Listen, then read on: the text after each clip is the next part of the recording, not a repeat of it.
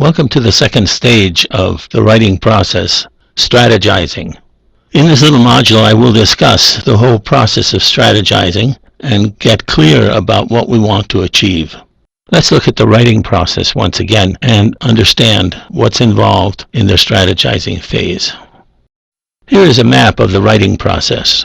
As I said before, many of us jump from doing the research to creating the document, and we overlook and omit strategizing. The purpose of strategizing is to make sure that our document achieves the action we want it to achieve. And so this process of strategizing has three basic phases. First, we want to define what effect I want to have. Second, who am I affecting? And then, what's the main idea? We will go through the first part of that process. What effect do I want to have? And try to define that. Do you know we need a main idea? Most of us do. You know we need a main idea, but do you know where to get one? This is the question that my students would pose to me over the years. They'd say, yes, Carolus, I know we need a main idea, but where do we get one?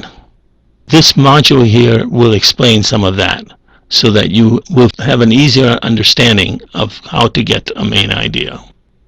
I say, go home and pack for a trip. Question is, what will you be packing when you get home? Chances are when you get home, you're going to do one of two things. You either can't decide what to pack, and so you sit at your desk, at your table, at your bed, looking at your closet, trying to figure out what you might want to do. Or you decide to take everything, which ends up to be long, endless memos when you actually write. These are the two choices that we face. Let's return to our communication model to clarify what we are asking for here. If you look at the model, the yellow part, action, is highlighted. This is what we want the outcome of our communication to be, in particular our piece of writing. So if we want our reader to answer the phone or to forward the email or to schedule a meeting and whatever, we are defining the action that the piece of communication, in this case a piece of writing, prompts. To develop the primary purpose or the main idea, we need to get three questions answered. The first question is, what action do I want my reader to take? The yellow item in the previous slide. The second question is, who is my reader? And the third question is, what is my main idea? Not all of these will be covered in this module. We will cover the first question, what action do I want the reader to take? To repeat once again, the key question is this: what action do I want my reader to take when she finishes reading this writing? And there are three types of actions: a doing action, a thinking action, and a feeling action. And now let's explore each of these. The first type of action is a doing action. This is a behavior. This is something that I physically do, and we can observe the doing of it. For example, it could be signing something, calling someone, filing something, mailing something, faxing something. The more specific we are with the doing, the more likely we are to get the action we want. Too many emails are sent, and the reader is left puzzled to find out what it was that the writer wanted from them. I'm sure you have some of those in your email box right now. Next, we have the thinking action. Here, what we want from the reader is something that happens inside the reader's head.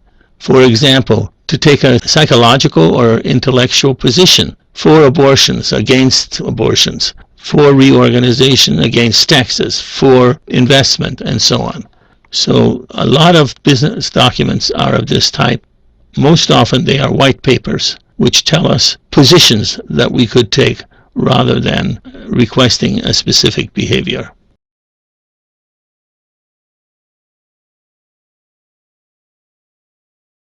Take a moment or two to study the chart below and see that every piece of business writing has a purpose, either a behavior, a thinking, or a feeling purpose. So this is important for us to train ourselves to see this.